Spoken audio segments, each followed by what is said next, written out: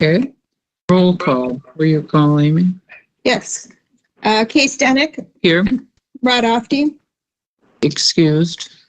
We need to motion. Someone make a motion to excuse Rod, please. I'm gonna. Second. John, second. Okay, all in favor of the motion signify by saying aye. Aye. Opposed? Lauren Gady. Here. Yeah. Gail Muller. Here. John Pedretti. Here.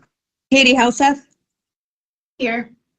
Tom Weston. Here. Karen Dahl. Here. And Kevin Larson. Here. Okay, we have a majority, so we'll continue. Review of minutes of November 2nd. There a motion to approve? I move.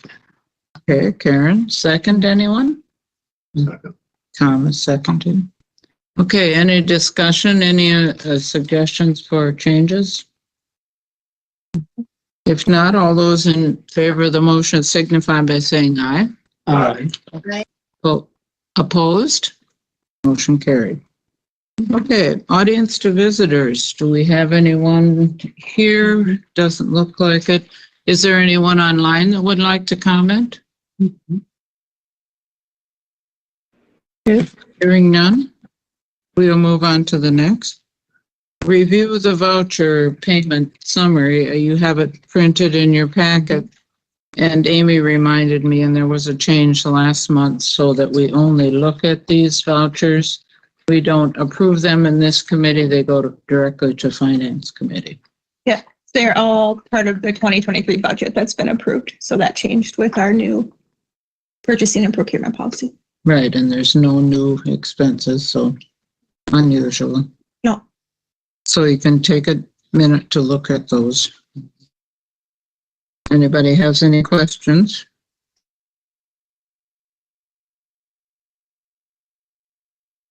Okay.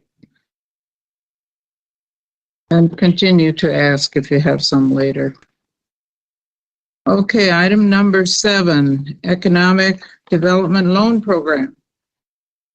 First up is, I always say, well, here comes Lauren. Welcome, Lauren. Sorry, Blake. That's fine.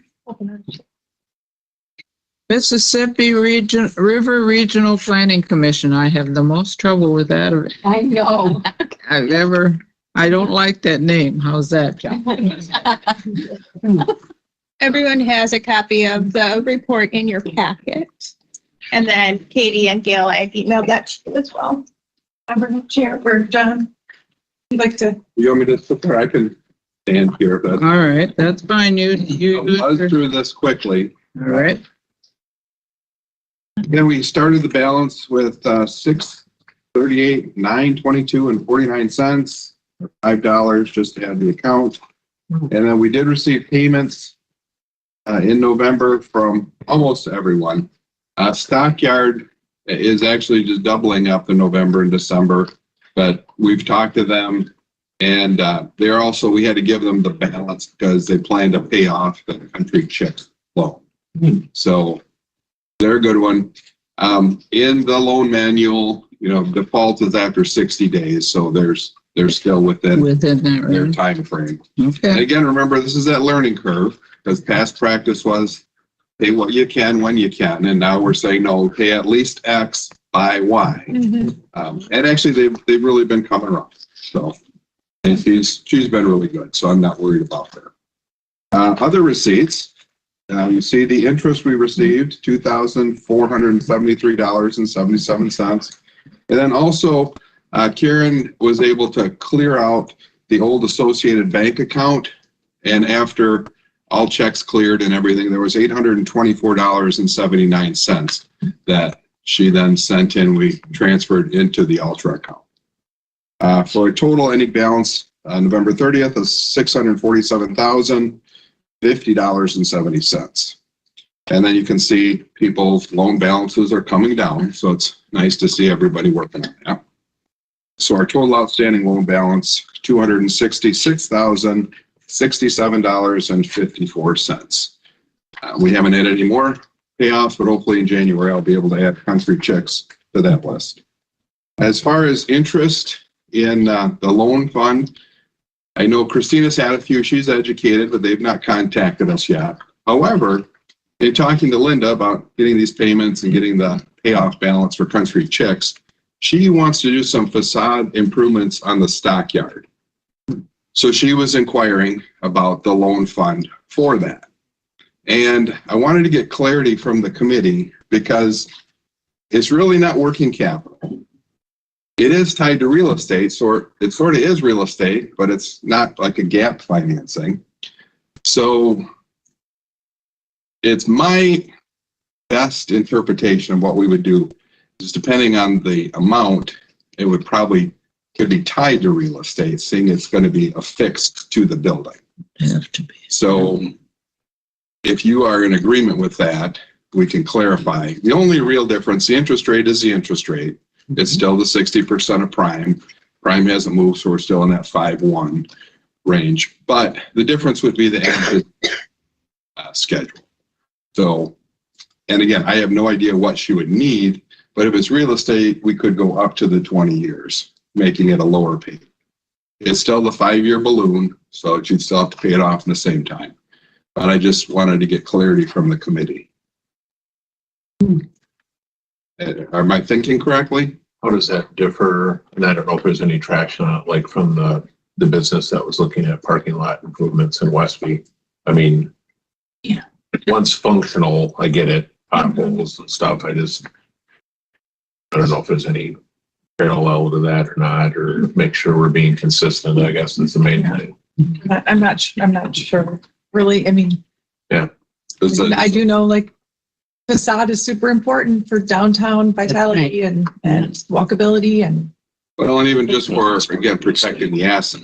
That's why I was saying tied to real estate, because really it's the siding. Yeah, it would That's have to be. And if you drive by, yeah, probably that siding's been painted about as many times as you're gonna get paint to help you.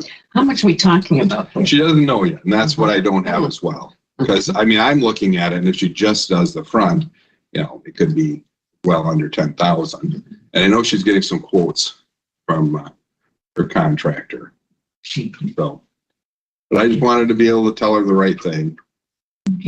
And really, and the rate's the rate, so it all comes down to working that amortization schedule.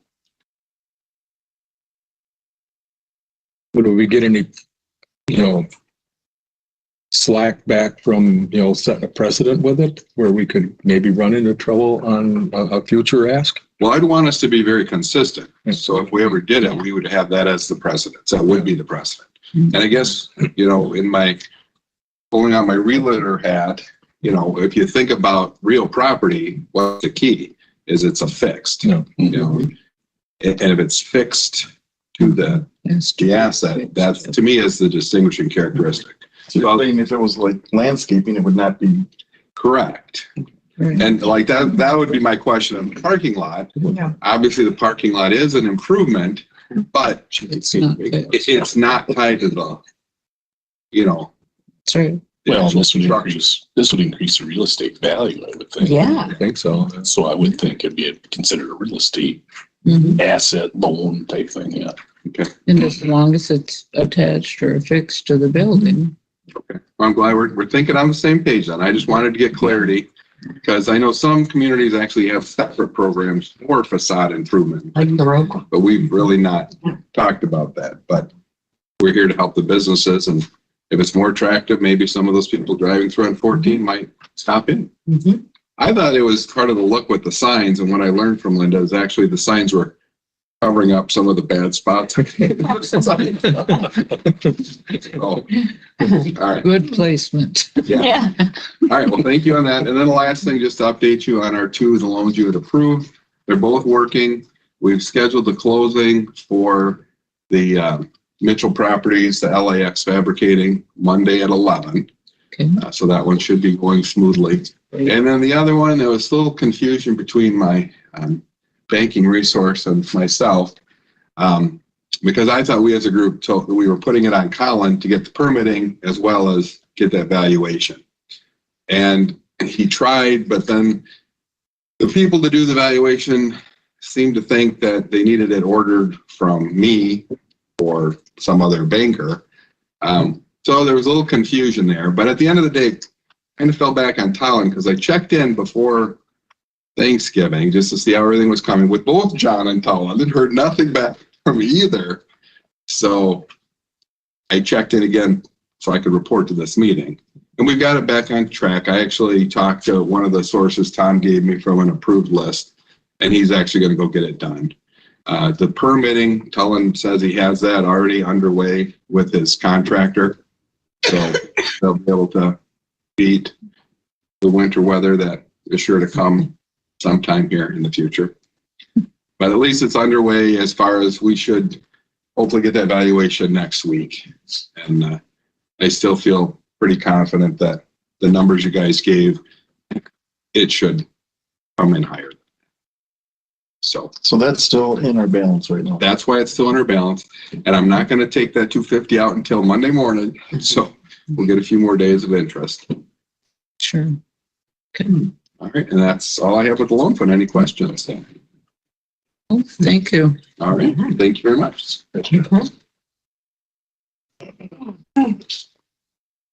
So that's gonna take that down to 400 and some thousand. Yeah, well, pretty quickly.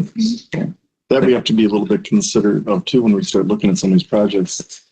Because if we give out 250,000, we can only do it one more time. Yeah, And then we have nothing left to give anybody. but you know, we don't have anybody clamoring either. 50 out. Yeah, when's that ever gonna get put into that account?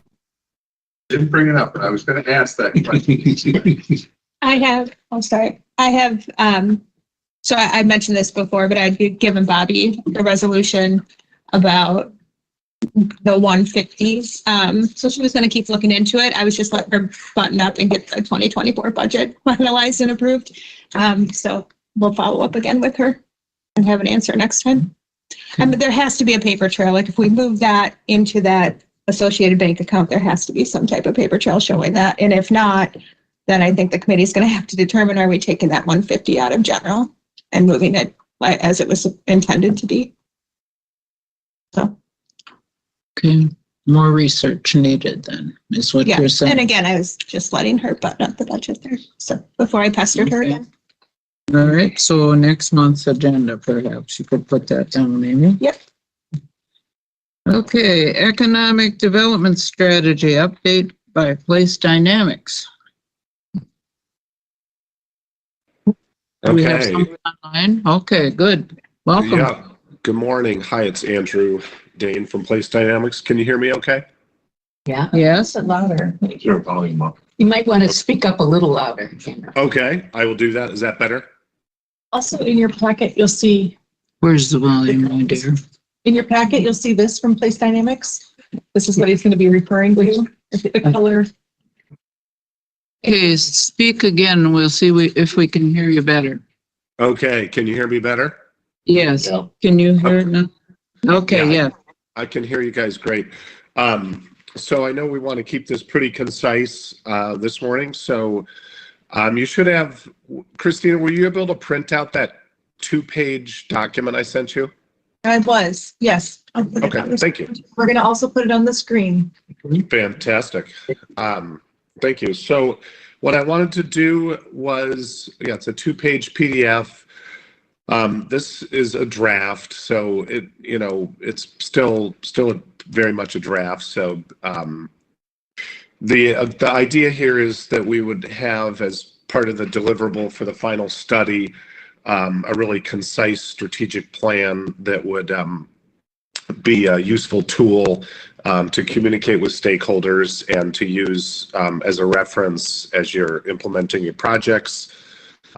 So I'm going to just go through and maybe highlight a few of the key recommendations, and then we'll discuss next steps going forward.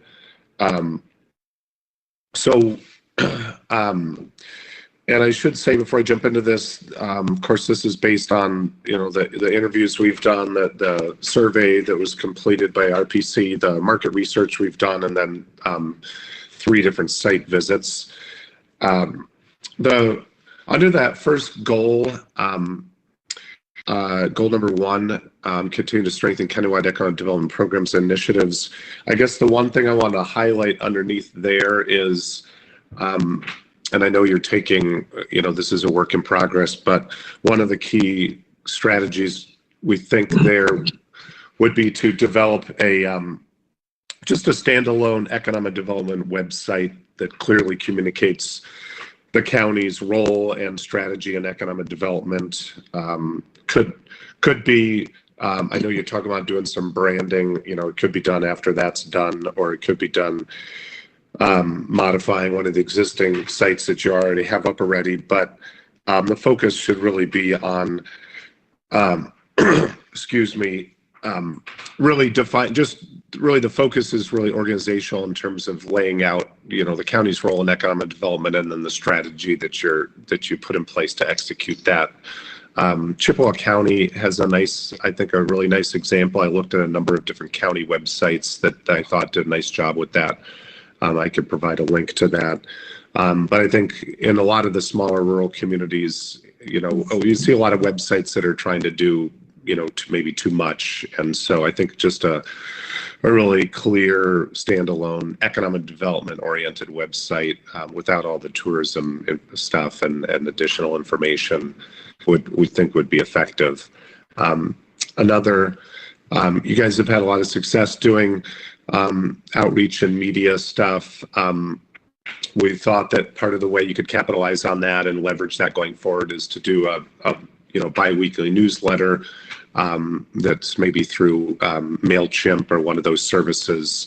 And you could use that to grow your social media accounts and your newsletter subscribers. That ultimately could become your source for future funding partnerships if you did ever decide to move in that direction. Goal number 2, I think, is on the next page.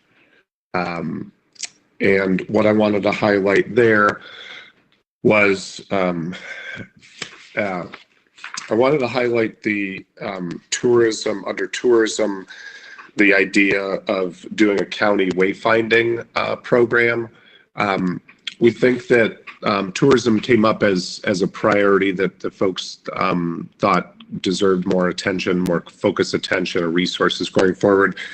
And after sorting through the branding questions, a wayfinding plan, I think, could be a really effective way to highlight and direct visitors to county, local county and state parks and trails. And it could be a nice way to sort of bring that brand throughout the county, showcase the natural beauty of the county, help create a unified, sort of enhance the overall image of the county, and something that would differentiate the county from other counties in the area. A wayfinding plan would direct visitors to your recreational assets throughout the county, and the county could take leadership in that, and obviously working with the county highway department, but also perhaps create a partnership with local municipalities that wanted to buy into that wayfinding program. Under goal number 3, I've got provide sites and buildings to accommodate economic development. So one of the things we heard was just the need to, desire to increase the utilization at the industrial parks, in particular Viroqua and Westby. We don't see there being a real silver bullet in terms of doing that, other than maintaining. So the focus could be on continuing to maintain professional marketing materials. But we also thought, given the reality of just the trends in industrial development and the fact that, a lot of plants are locating or expanding to more suburban locations versus rural locations, then it might be a good strategy it's quite likely that the businesses that are going to be going into these parks, will be coming from nearby locations or from within the county. So one of the strategies we thought would make sense would be to visit the businesses, if it hasn't been done already, in some of the other industrial parks. I know in Coon Valley, it looked like their industrial park was pretty much full, if I'm remembering correctly.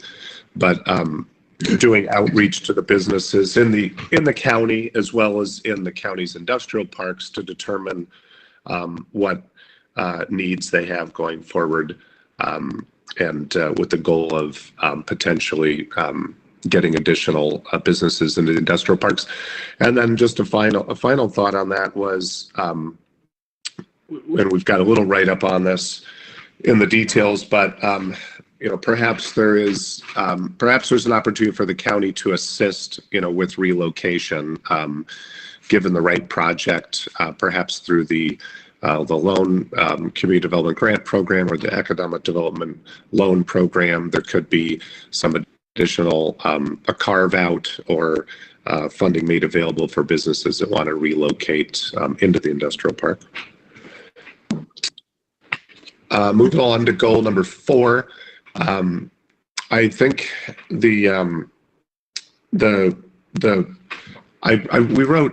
this was a misspelling under a Vernon County Youth Apprenticeship Program. That meant that's supposed to read a Vernon County Youth Entrepreneurship Program. So the thought was just piggybacking on the success of the annual awards banquet. Perhaps there's an opportunity for the county to sponsor a youth entrepreneurship program that could be jointly marketed through the schools and through the county and through major employers. It could certainly tie into any existing youth apprenticeship programs through CISA and the local school districts, but could be an opportunity for the county to take a more leadership role in helping formalize a standalone youth entrepreneurship program to just highlight opportunities and resources for young entrepreneurs in the county to start their own business. Moving on to number 5. So with number 5, this was something a little bit new, but given the interest in the outdoor recreation, given the growth of that segment of the tourism economy, and given the fact that trails kind of play not only a key role in tourism, but also in community quality of life, we thought one of the recommendations here is to develop a countywide trails master plan. Polk County in Northwest Wisconsin did this a couple years ago, and I got to work on that project. But their county board put together, it was through the Parks and Rec Department with input from other departments, but essentially they looked at motorized and non-motorized, and then put together a trails master plan with specific projects and specific budgets and specific timelines to implement not only just bike trails, but hiking trails, mountain biking trails, ATV, UTV trails, snowmobile trails, et cetera, et cetera. So I think you've got some. I know the state of Wisconsin is planning additional routes through Vernon County, and you've got some just wonderful assets there that, if linked via trails, I think could really create something really special in terms of tourism. Moving on to goal number 6. Goal number 6, so we get into workforce, and one of the key issues in workforce ties back to housing and childcare. And one of the challenges here, I think, is that it's easy, childcare and housing in and of themselves are full-time jobs and largely intractable issues and problems that you could double, triple, quadruple the size of your economic development department and still probably have plenty of extra work to do. So wanted to maybe throw one idea out here, which was a couple ideas. One is in terms of promoting workforce housing development, I think the county can take a leadership role in terms of networking through WIDA with an H, identifying and networking with workforce housing developers throughout the state, in particular those that are active in your region, and then bringing them into the county and showing them the sites that are available and matching them up with communities that are interested in doing workforce housing. So trying to take what you're doing in Viroqua and expand that to some other communities around the county. And then secondly, I think the county, and this would be one for, obviously for further discussion, because it's sort of a bold idea, but that is, could the county take a really strong role in building new senior housing? When we looked at the demographic projections, you've got huge growth in elderly and senior households. And if we can build more senior housing around the county, that's going to free up a lot of small to medium-sized starter homes and homes for families, school teachers, folks like that, that are looking for places to stay where you simply don't have the supply. So there's certainly precedent for this in other counties around the country and the state. I don't know. I know a few communities in your county have housing authorities that have developed some senior housing, but that was a suggestion I had for the county to consider, maybe a targeted initiative to build, to partner with a senior housing developer to build new senior housing. And then finally, under goal number 7, that I shouldn't be develop, it should be strengthen existing youth apprenticeship and business mentoring programs. And I haven't had a chance to really discuss this too much with Christina or others, so I don't know what the status of that is, but heard a lot of that from the stakeholders I interviewed, just the opportunity to connect youth with good paying jobs in the county. So maybe the county can play a role strengthening those existing apprenticeship programs.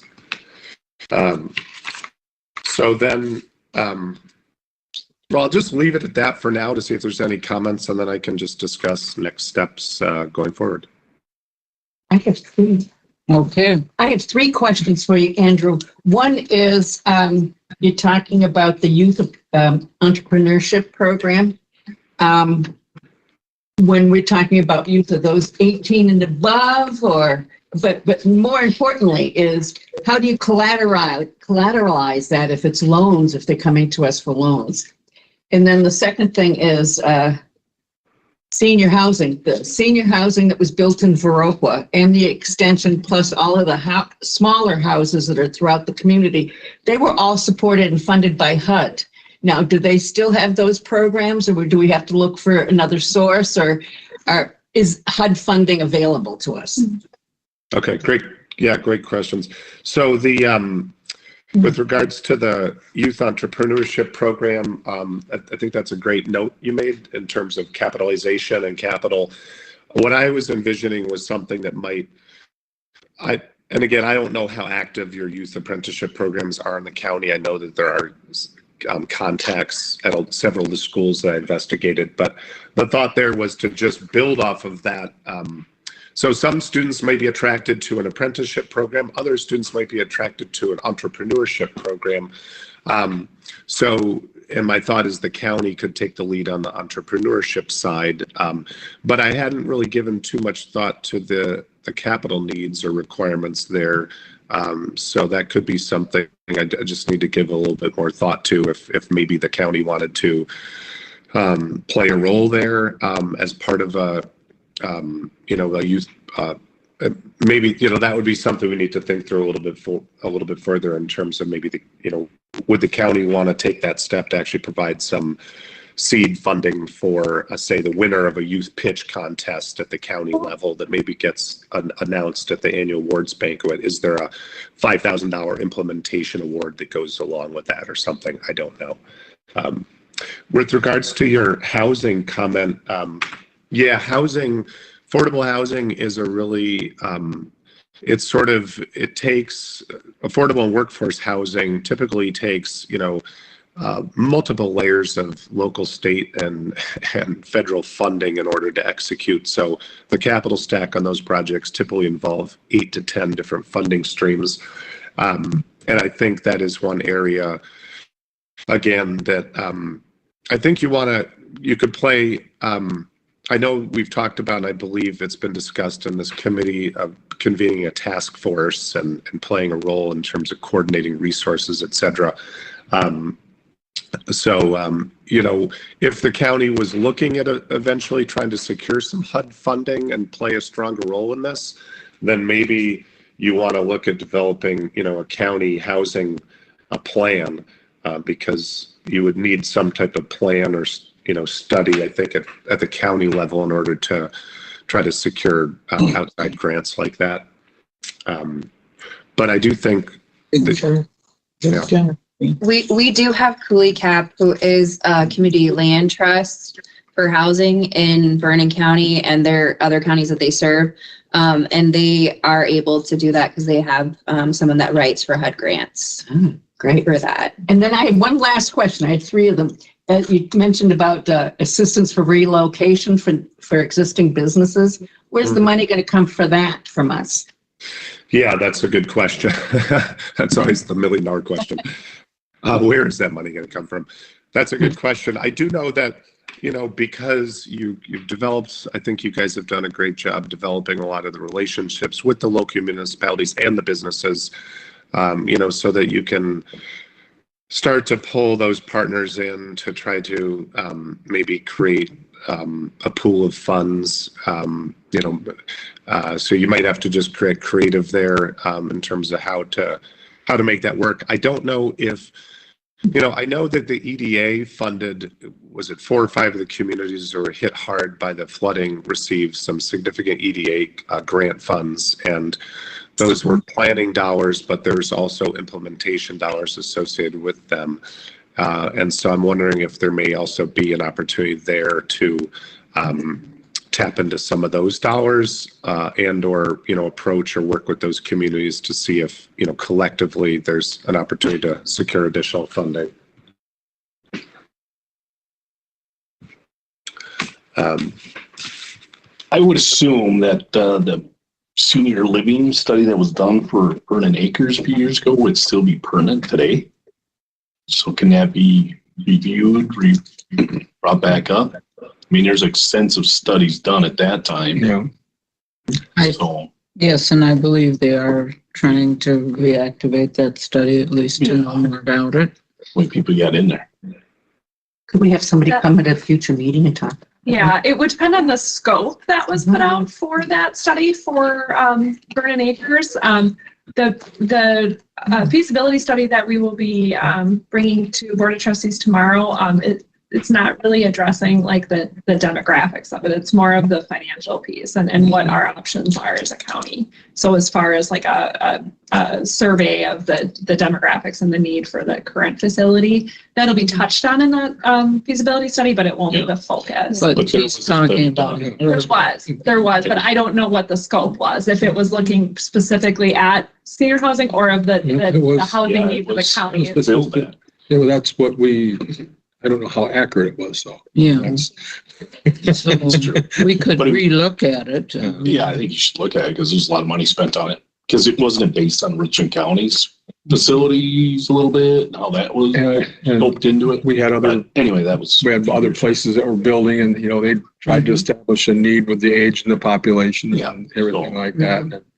Another place, just for reference point as well, would be to look with Bethel Homes and Services, because they have been doing elder home housing, as well as they have a couple more that they're planning to do in the next few years. They're doing so, and they have them in different counties as well. So it's not just, I think they have one up in Cashton, so that would technically be Monroe, and they have a couple other locations, but they would be another place to see just for data on that, on how they came about with their information for it. They may share with us what they know, yes. Yeah. Could somebody share that feasibility study with me, assuming it's not confidential, that was referenced, that's going to be presented to the county board? It has the one that we haven't even finished drafting, the one for Vernon Manor and Vernon Acres right now. The one they're referencing from a couple of years ago, I think we have available Should be somewhere. somewhere. It's referenced in that application, but I don't have it in my files, that study, but I could reach out to the company who did it and ask for a copy. Yeah. That'd be great. Yeah, that'd be great. Starting point, yeah. So, I know Any We other wanna keep- questions anyone has? If not, Andrew, I thank you. Are there any things we need to know for your next steps? Yeah, so for next steps, the plan was to refine this a little bit based on some input here and any additional, input we might receive, informally through the committee or over the next few weeks, put together the draft market study and plan. And we would present that on January 4th. I think we're going to present the final draft strategy and report. If possible, that's on the 4th. Yeah. So we'll possibly do that in person. It might be a little easier in person. And then we have a request. If you are going to present, could you send that to us perhaps a week ahead of time so that people that won't be in person could study it on the internet or on the whatever. Yeah, that sounds really good. In the meantime, I know February 22nd was the final presentation to the county board. I was going to ask a clarifying question. I guess February 1st, do you guys meet again on February 1st? If needed, I wasn't sure if you were meeting that month or not. Yes, we will meet every month. Okay, continue to meet every month. So if we need to, we can make a check in there. What we plan to do now, the other piece I plan to do is put together a survey to send back out to the stakeholders that I had spoken with, several dozen over the phone and in person.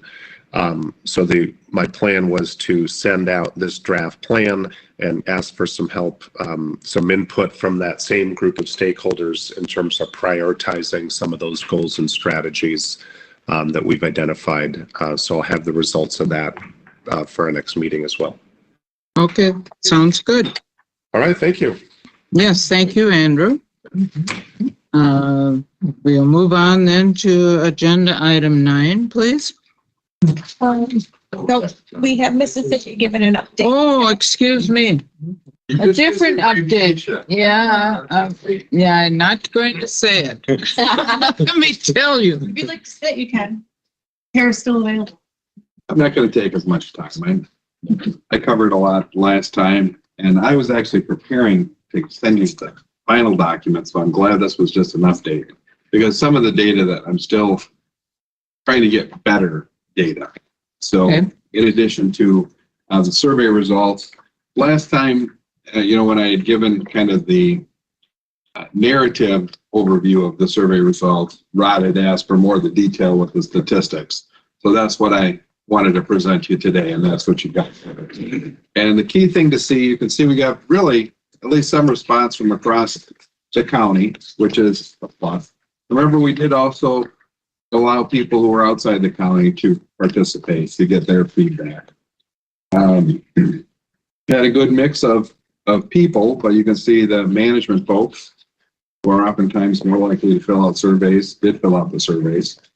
Also with age group, I've been trying to work on some other targeted interviews to capture more of the young people. And I've also been talking with the school because, of course, our charge was helping existing business stay and grow. That's one point. And then the second one was just really trying to do things to make it more attractive to keep and grow that population of younger people, as we defined last time, 15 to 34. And as we showed in the map last time, you actually did grow, more than 3 times what the state has, but a little less than what the federal government has. But then as a county, you grew quite a bit. So one of the things Andrew mentioned about, attracting those people, really when you look at the last, especially 5 years, the county actually did do a good job kind of bringing new people to the county. You had over a 10% growth. So that was a plus. And Andrew, if you didn't get this, I'll send it to you as well, just the PDF of the summary. Thank you. So the meat, though, the way we did the survey and what I would have you look at, and I won't go through all the detail because I know you all can read probably better than me. But I think a lot of the meat were in the other, where we captured the comma. So Ken, my planner, and I, we actually scrutinized all the data to try to look for other correlations or other things that could take just the frequency data to a higher level. And there really wasn't any truly meaningful earth-shattering things that we found in trying to really statistically analyze the responses. But I think some of the keys you've heard a lot. I think Andrew's research has picked up a lot of this, what's important to folks. Tourism is high, agriculture is high. And then, of course, when it comes to workforce, it's high. And again, that's high just about everywhere you go. But it was nice to hear Andrew kind of reinforce what we found, because at the end of the day, a root cause for a lot comes back to that affordable housing. And I believe it is going to take more, let's say, aggressive and specific targeted programs with the county as a lead, as well as other communities, to really help keep these affordable. Across our region, we've had some attempts, but at the end of the day, the final product did not come out to be affordable. They built small things on slabs, on small pieces of property, but the price tags did not stay small. And homes that should have sold for the 150 to 175,000 range are going for 250 to 350. So, and again, I'm a capitalist just like all of you. I'm for people making money, but if the community is going to kick in infrastructure and other things, we have to somehow be serious about what's affordable. And I realize it's a moving target, because as we see rents go up, that of course pushes up real estate values. Because before, when rents got certain high-end housing was more reasonable, people would just move to housing. But now, as our housing supply is limited, that's holding up values higher than they should be. But again, when you look at the alternative living rent and it being so high, all of a sudden it's like a double win. So that's going to be a big one, because as we've heard loud and clear in the focus group, in the survey, and in my interviews with people, a lot of folks are deciding where to work once they know they can find a place to live. Yeah. And I would echo what Andrew said too. It's an ongoing goal for us to create higher paying jobs and attracting, those occupations and companies that can provide those jobs. But what even the employers are telling us, the employees have a choice. So if they can find a decent place to live and commute 5 or 10 miles, they're going to do that rather than find the place to live and then commute 60 miles. Mm-hmm. So I think we really do have an opportunity. And to echo what Hannah said, we heard in the focus groups, we had really good showings from the Bethel people. Mm-hmm. And as I mentioned last month, they put out those condos, over 300,000, and they still have a waiting list. I know. So again, it's keeping that price high. But they do have 47 acres on the edge of town that they want to develop. Yep. So one of the things, it was really some very good conversations at several of the focus groups that they had people at, because other people kind of gave them ideas too. And they mentioned the challenges they were having with workforce. And it's not just housing, but for them, it's that competitive pay. And their biggest issue was they felt like the Vernon Memorials, the Gundersons, the Mayos are their main competition, and they can't keep pace with those wages. So one of the suggestions that came up, well, if you have this land and you're thinking of building something, perhaps you build some of that affordable housing apartments for the workforce. And maybe, they know their numbers, but perhaps they could give maybe a discounted rent to their workers. Because again, workers look at that whole package. And, if they can avoid commuting to make a few extra dollars, but they have a good living area that's more affordable, that might be the piece that sways them to stay local. So it's a combination of all these things. Could I ask a question? How impactful is the VRBOs or I keep hearing every little city is talking about controlling how much, rent and how many days and all of the things. So is that a big impact in these cities and villages? And I think it is an impact. How big it is depends again on the sheer number. And again, who knows what they're. We're trying to find that out too, because they are listed on those sites. So we're trying to see if there isn't an easier way. I personally have some in my neighborhood. We're working on it at Extension. Yeah, this is a big question we have. I work at the Economic Development Administration University Center, which is how I know John through our working together. And we're working on a set of research that helps us quantify that. We think that in some cases it's taking the high end out of the market when people are buying expensive homes and renting them, but then it seems to be bifurcated. The other is the entry-level homes in desirable, natural, resource-rich. That's in my neighborhood. That's what went. So I was wondering, what it is. And in some communities, like in Pepin, for instance, right on the river, sure, they actually had workers this summer living in campgrounds because there's so many Airbnb, VRBO, and they're just modest single-family homes. Yes. But the people, for the most part, had retired. So this is back to being a capitalist. Do we want to say you can't do it? Because now those people, instead of selling that home and cashing out for $150,000, they're renting it and they're getting an income every month.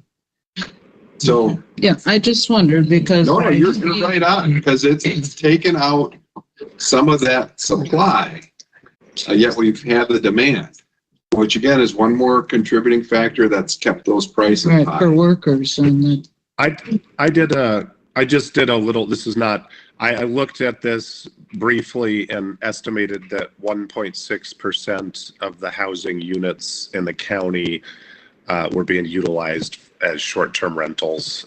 That was one number I found. So it is a number, it's not a huge number, but that was the percent of, that's one way to look at this, the percent of total housing units that are being used as short-term rental. Just Andrew, do you know if that included the campgrounds that are 3 or less in the county? I don't think so. Personal properties, okay. I can gather that. I have a question too. When you're figuring out employment and who's doing what and everything, how do you include the things that are teleworking or remote working and they're in the county and they're not? Right. No, well, business directed. And it should show up in the census data and the demographics. However, there's always a lag to that data. So one of the things we've been trying to do as myself and the other 8 in the state is we've been trying to work with like Department of Revenue because they get this data for the most part every year in the income tax stuff. And when I used to do this kind of work over in Michigan, we had a really good relationship with Department of Revenue. And they would give us information on our counties for research. So like where I lived, it was a border county with Indiana, and we had quite a number of folks that went across to the RV world of Elkhart and that area. So, but we needed to know, what was our leakage of workers going across to Indiana?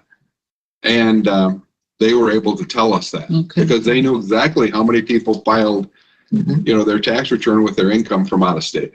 Okay. So hopefully Wisconsin will come around, and maybe between Kristen and I and a few other agencies, we can get them.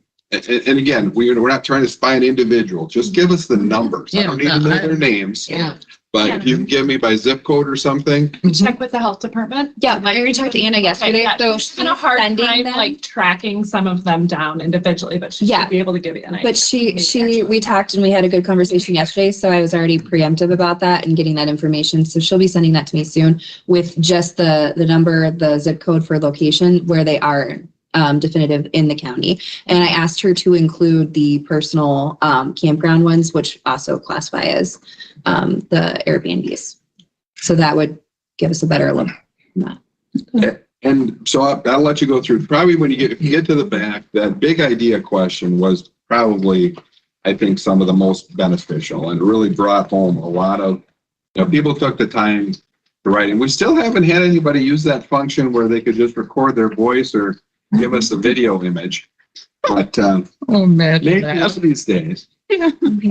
So it really, what our goal is next is to pull all of this data together to really not just give you the answers to the questions, but then just like Andrew did, give you some solid goals and ways to achieve those goals.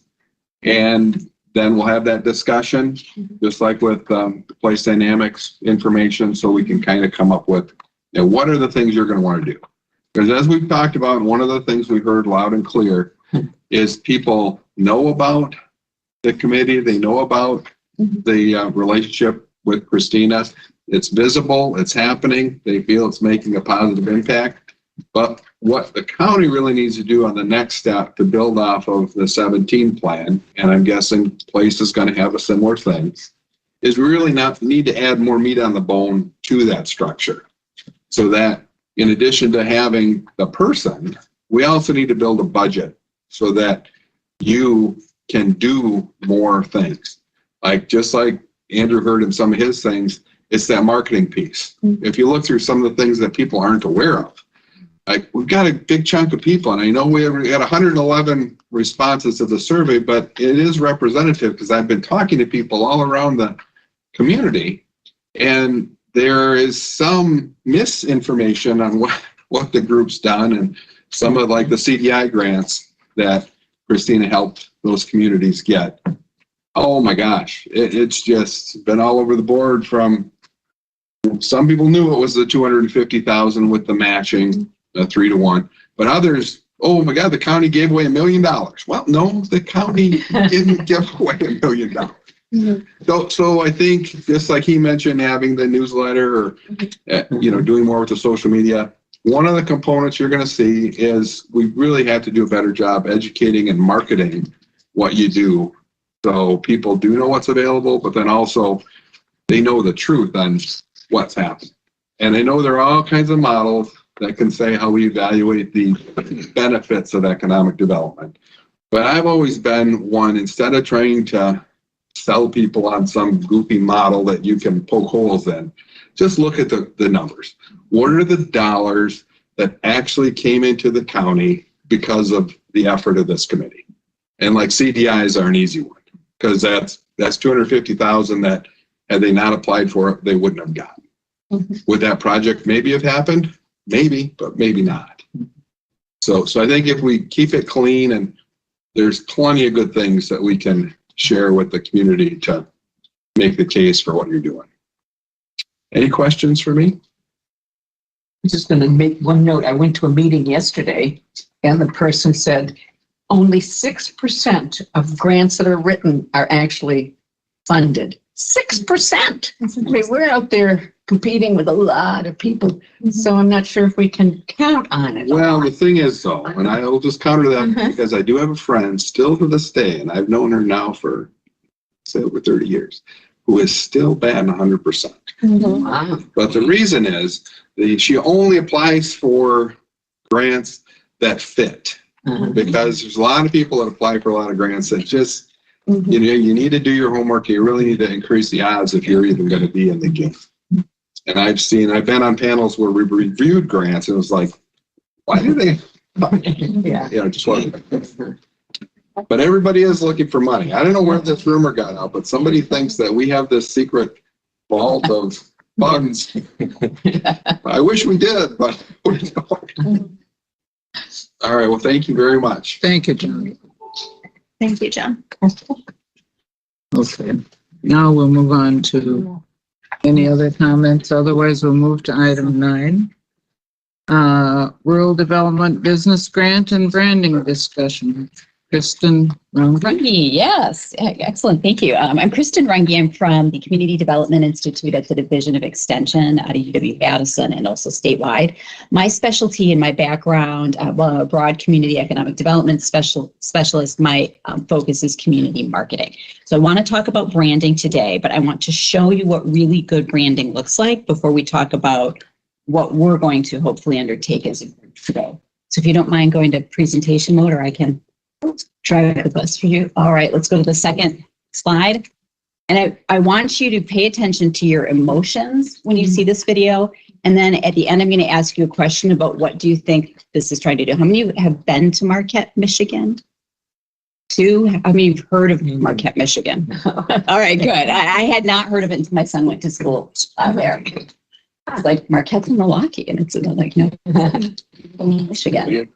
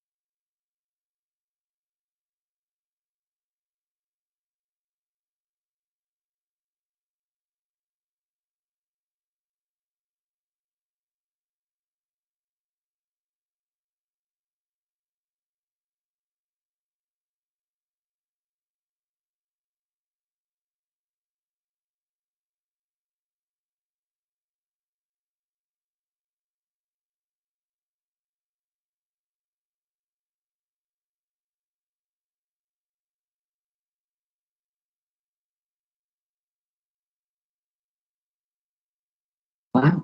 What's your reaction? What are you feeling emotionally right now? We're going to talk about feelings for a second here. I'm impressed and I'm wondering where in heck they get the surfing waves. Lake Superior, which They get waves. crazy people surf on. Yeah. I know a couple of the literally crazy people who do that. Yeah. So it's impressive. What are you feeling? If you were 20 years old and you saw this video, what would you think? Want to go there. Yeah, absolutely. What makes you want to go there? The variety, the optionality to be here, be there, be wherever you want to be. Yeah. It has it. It's got it. It's got it. Yeah. Outdoors, right? What's their goal with this? What do you think the reason this video was produced? Well, not only to attract tourism, but people who live there. And it's multicultural. I mean, there's the classical music and the outdoor stuff and education. I mean, it has everything. Yeah, it's got it all. It's got it all. It's got it. What in here do you have in Vernon County that they've got? Waves. Yeah, you got the Mississippi River instead of Lake Superior. Just pop up Lake Superior. You've got the Mississippi River.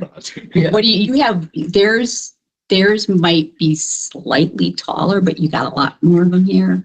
What do you have? Hills. Like hills is like the reason people go. Taller there. We have taller ones here. You're excellent. Even better. You've got the. We definitely have taller ones. Yeah. You've got the trails. You've got all of this. All of this. So this is what good branding does. And can we go to the next video? Yeah. And when we hone into on what was smart, this is an EDA funded program through they're an EDA innovation zone. we're not an innovation zone here in this part of Wisconsin. They're an EDA-funded innovation zone. Their primary issues that they face are lack of population to fulfill their workforce. We've got that. Low wages in jobs, a lack of people to fill jobs. All of this starts to sound very familiar to what we face in Wisconsin, but particularly in our rural regions, and the need to lean on entrepreneurship in order to grow their economy. So if we look at this, if we go to the next slide. Oh, I think I'm on that. There we go. Oops, there we go. Sorry, That's all right. this is the one you Yeah. want, or is this the? This is perfect. And we'll just watch like the first 60 seconds of this.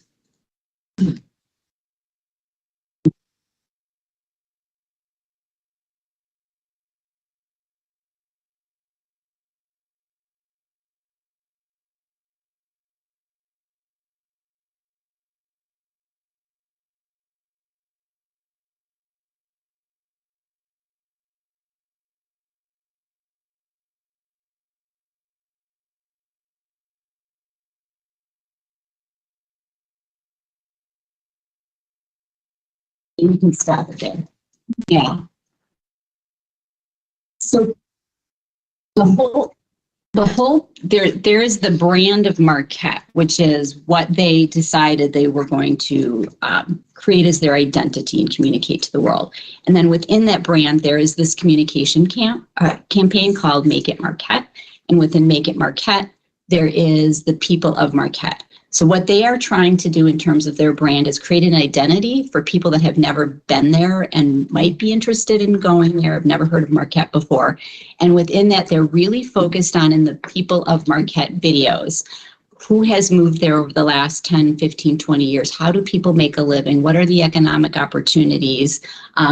Showing different aspects of life that if you were to see this from the outside, you could say, I could see myself living there. Here's somebody who's sustained a career for 5, 10, 15, 20 years. Here's somebody who's grown a life in the region. That's their particular goals with this campaign. So if you don't mind switching, and do you want me to take over the clicker? Is that easier? Yes, sorry, our That's all keyboard right. is, batteries are dead, so. Oh, that's all I right. have to get creative. Yeah, so, and I'm gonna, I mean, if it's okay, do you guys mind if I stand over here so that I can see the slides too? Do you want my seat? No, that's all right. That's all right. When we talk, I just left my clicker over there, your clicker that I'm borrowing. Thank you. When we talk about branding a community, we're really looking at it from two different perspectives. The current stakeholder perspective is when we craft a program designed to help communities use data to identify their key selling points, what's unique about them, what are their goals for economic development, and how can that be distilled into some sort of message. It also helps us unify the community and understand what different stakeholders within the community see as the goals of their brand or that unique idea. From the outsider's perspective, the communication target's perspective, what we're really looking at is identifying a succinct and well-articulated, I can't speak that very well this morning, a brand identity that allows a potential resident, a business that might be trying to attract some other sort of stakeholders to identify what's unique about that community. What would it be like to live there? Why would they want to come to our town, our county, our place, put down roots and invest their time and money in it? We do this in there's kind of two paths that we take here. There is the core activities when we do a branding activity at UW-Madison's Division of Extension. We start with a survey of stakeholders that includes not just the economic development stakeholders that have both contributed to Place Dynamic and John's work. That is amazing data that's been gathered. We also go out to community members and ask them what they think about their community. Why is it that they're living here? What is it that they love about the community? Second thing is we do a trade area profile or analysis that talks about where are our folks commuting to, where are our in-commuters coming from, who is our audience in terms of workforce, who is our audience in terms of our tourism and recreational, our outdoor recreational participants, where are they coming from, what are they looking for? So what is our economic opportunity? And the third thing we do is we take that data plus the data that's been gathered by John, by Place Dynamics, and we use it to identify what the brand is. What is the unique identity of a particular region? So 3 deliverables, those 3 documents really form the core. when you open them up inside, and I think in the meeting packet or in the set of slides, I appended the Washburn, City of Washburn, Wisconsin, just did a branding project about 1.5 years ago, what the output is for one of those documents. And this is the starting point then for talking about how do we communicate about a brand. We identify some brand identity goals. So what is the identity of the community? What are the goals of the identity that we're creating?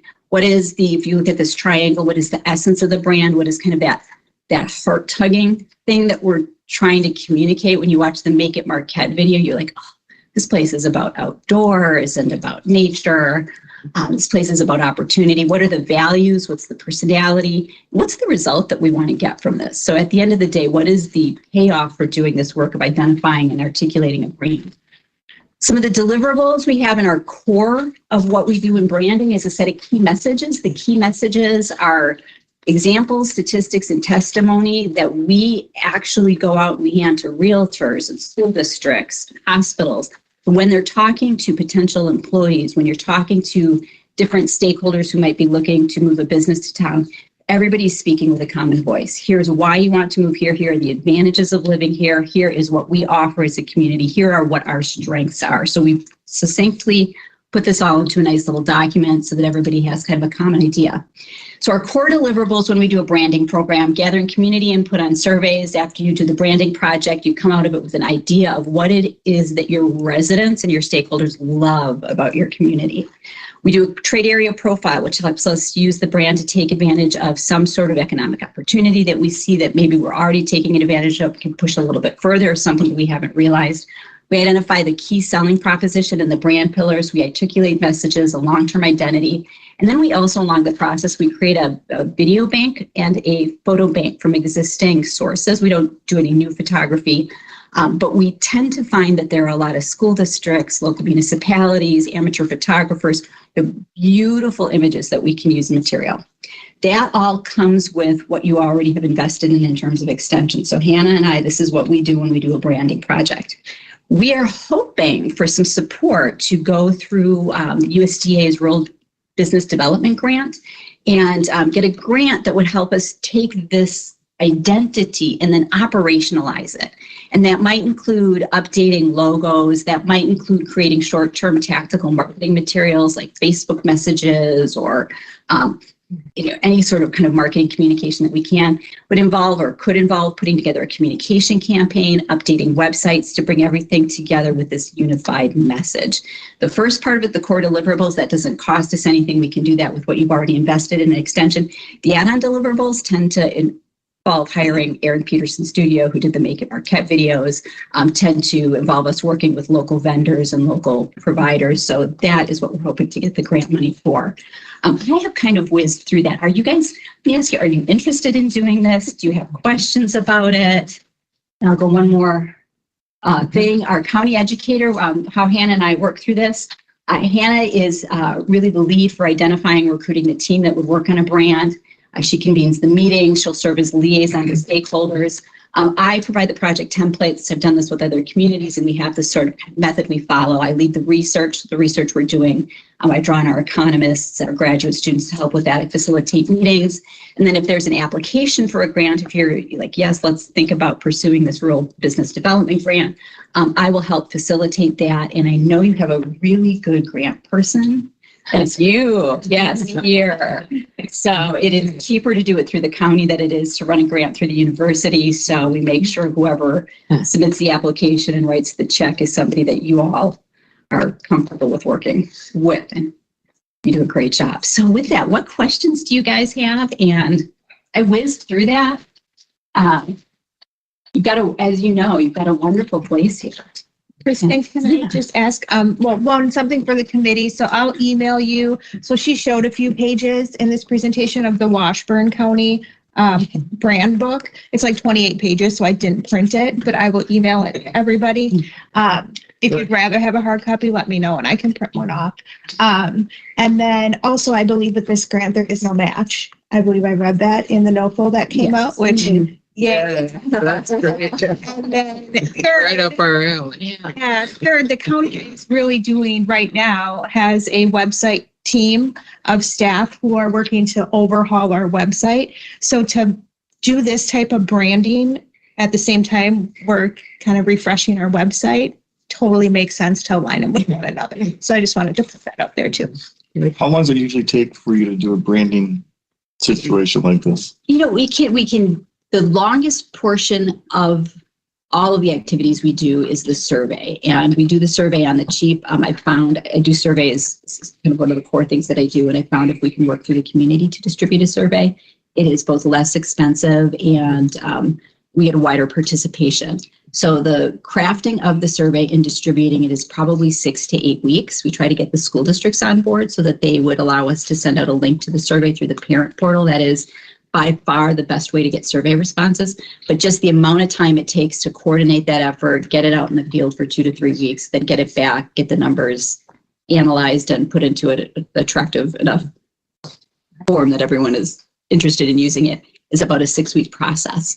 The shortest we've ever articulated a brand and done the 3 deliverables is probably about 6 months, simply because we're meeting on a monthly basis. So it's about 2 months for the survey to be created out in the field. And then the remaining months are looking at the results of the survey, the opportunities, talking with stakeholders and putting it together and then taking it out and vetting it with people. Here's what we think the community has said. What do you think of this as the brand? How does that match up with our new website design? Perfectly, which is about a year. So. Then I'd be all for it, but that's just me. The one thing I've noticed with Marquette is I do get, magazines on snowmobiling and skiing. Marquette, they don't market individual businesses, they market the town. Mm-hmm. And of course, the bigger picture is UP of Michigan. Yeah. So you got the Holtons of the world, but they do the first thing you think of if you're going snowmobiling is, you got to go to UP. If you're going skiing, you're going to UP, because they've identified that brand. And then, as they advertise, well, then you can go to a casino, you can do this, you can do that. Yeah. So they've done a great job. And they're even coming around now. We're getting stuff for the summer events in Houghton and things of that nature. So you think we're going up there for summertime, not just wintertime. Yeah, they're 3 weeks of summer. Yeah. Yeah. There's Yeah. much up there in summertime. Yeah. I thought it would be, but Yeah. They make an attractive package, but really you can spend 2 days there in the summer and then you kind of run out of things to do. Yeah. It's not like wintertime. No. And I think we're seeing more of our, we used to call them outdoor tourism, but outdoor recreation economy, local economies are really investing in this kind of branding.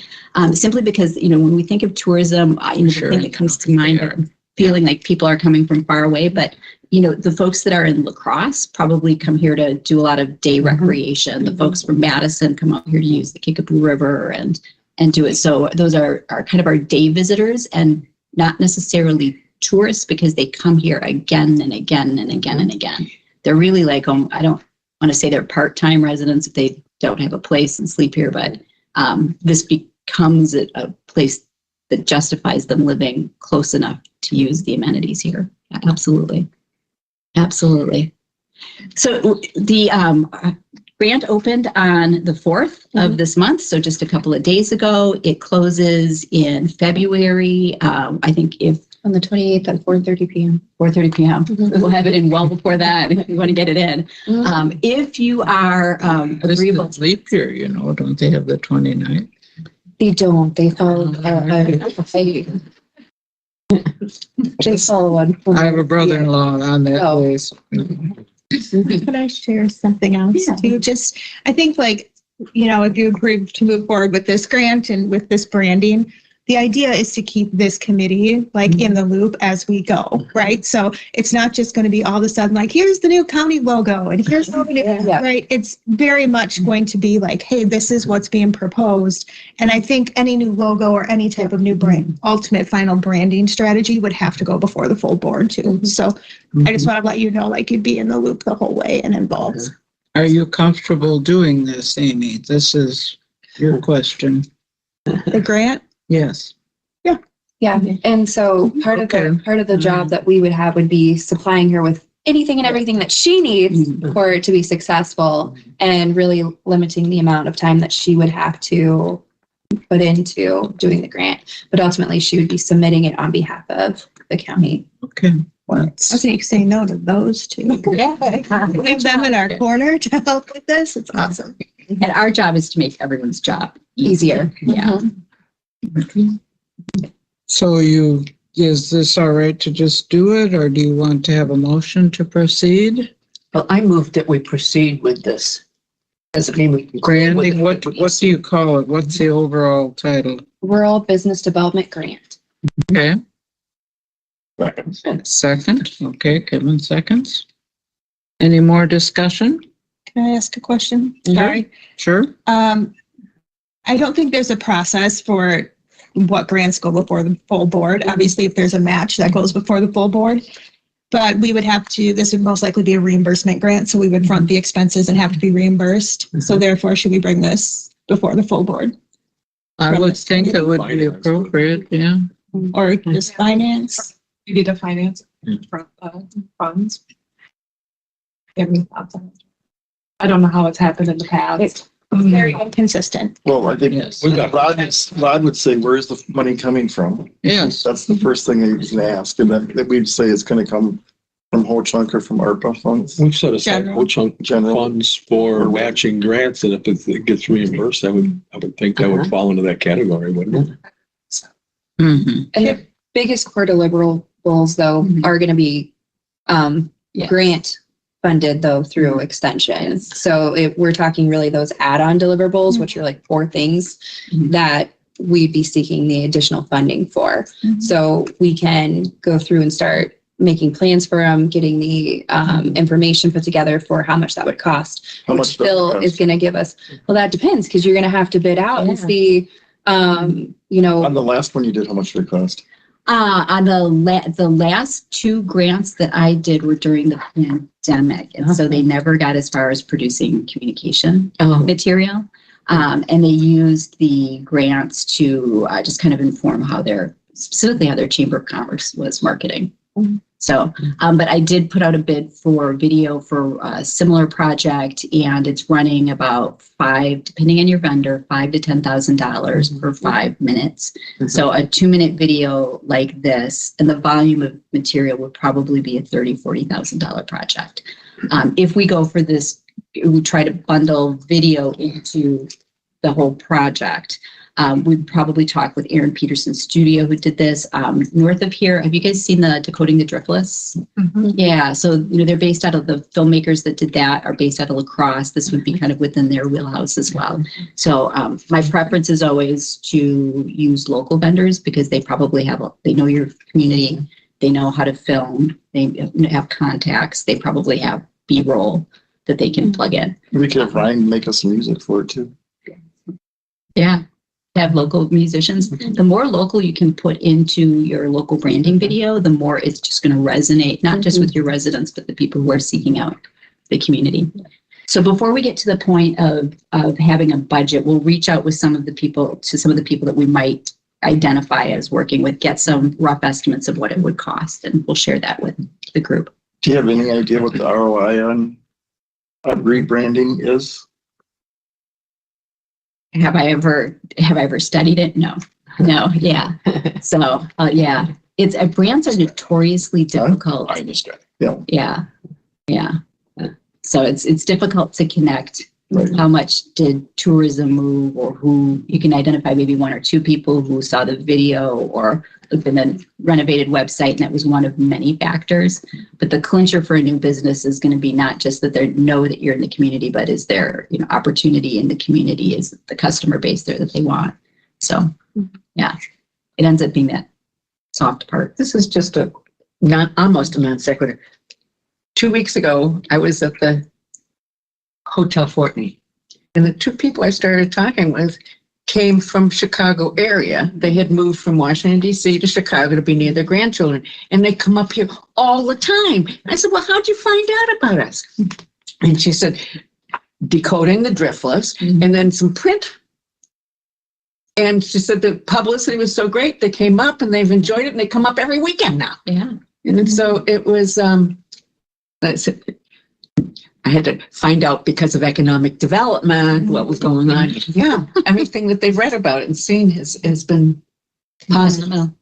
The Department of Tourism does a really good job of tracking those visits. And also it's particularly connected to their website. They can track when somebody looks up what's going on, and then eventually their cell phone shows up in the area. It's a little I was amazed. crazy. So can you GeoGrid a whole county? You know, I did back when Chris did that, and I'm working with Place Dynamics. It's the same group that Andrew uses. Yeah. Probably some folks you guys use as well. But we did. We actually put one of our points of interest says every one of our 9 counties. So when I tried to pull that, I was going to bring that today, but it didn't look right compared to what I had seen before. And for some odd reason, it wanted Avalanche added to the mix. It's like all things went to Avalanche. And it was, That's a nice place. Oh, yeah, that's a beauty. It's still pretty close to that. it wasn't quite right. And actually Placer AI, I mean, actually already had emailed me back early this morning, like saying, hey, let's get together and get the trainings. Because we put in for this project, as well as for our freight study, hundreds of points of interest.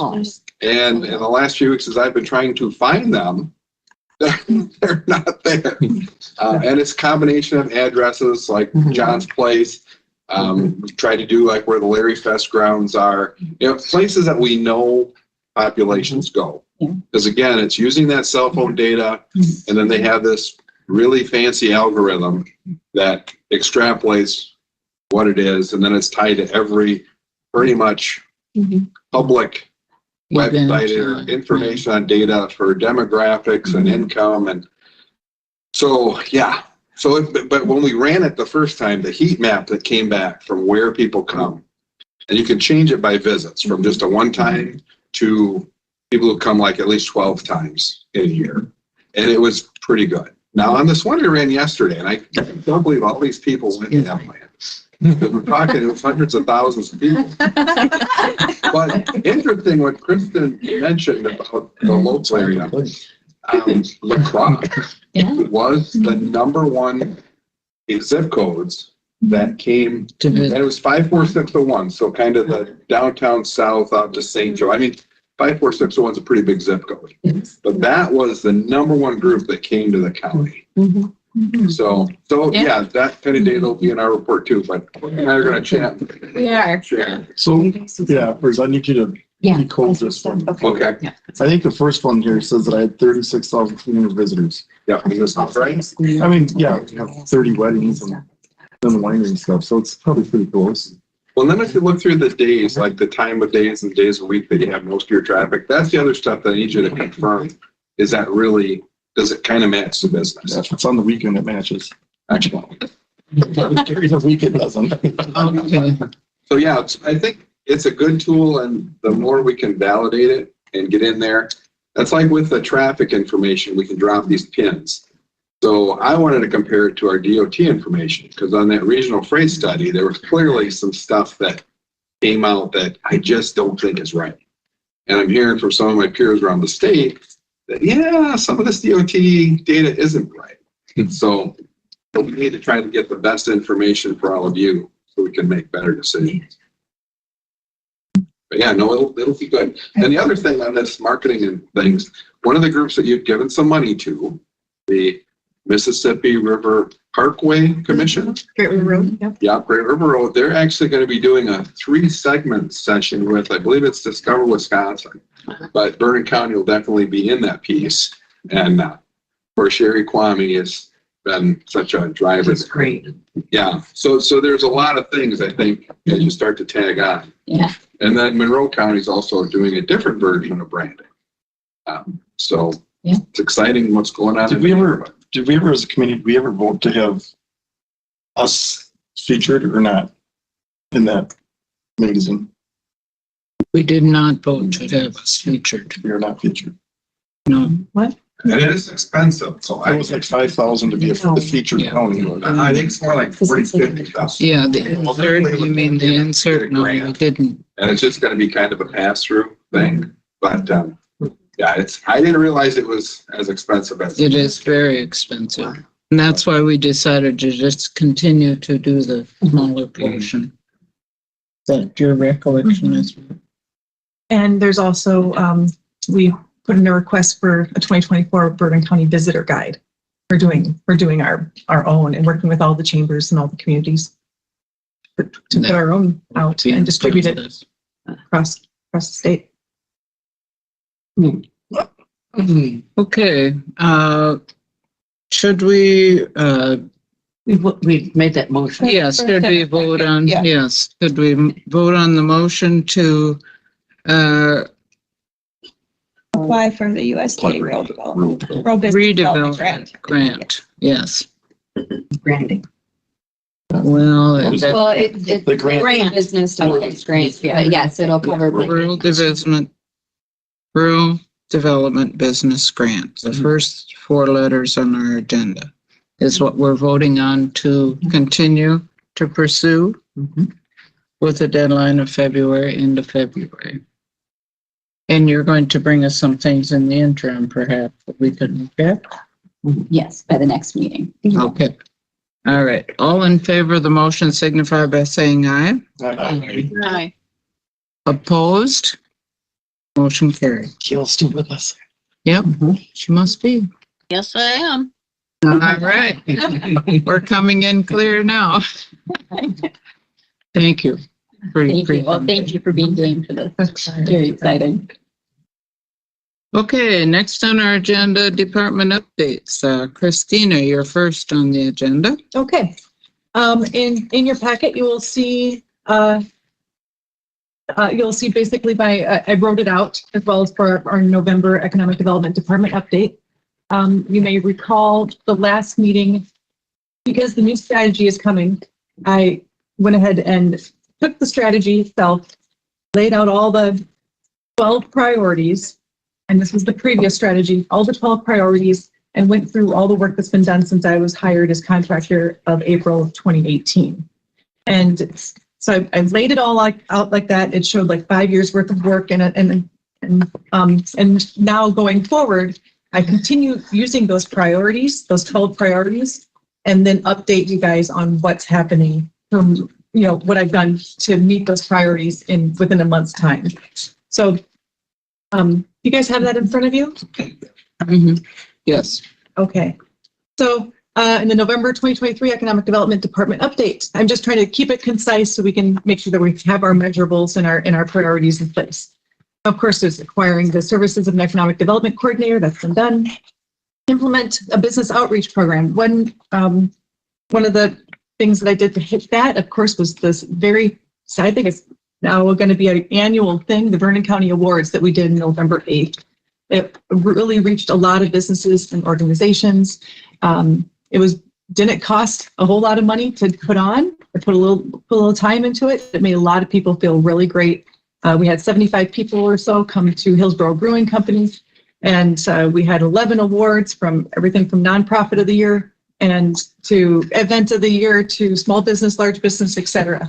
What that also did is I had a few radio interviews that followed up with that to continue to promote economic development and all the amazing things that are happening here in Vernon County. Great press came about it.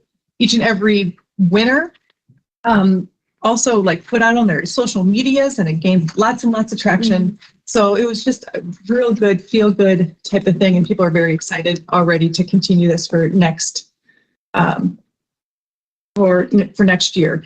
So, and again, like I said at the awards event and throughout the whole publicity, is that this wasn't a standalone Vernon County thing. This was a collaboration between all the chambers and the business groups in the area, because they all had input and they all helped get the word out. And it also just showed this great collaboration that we all work together.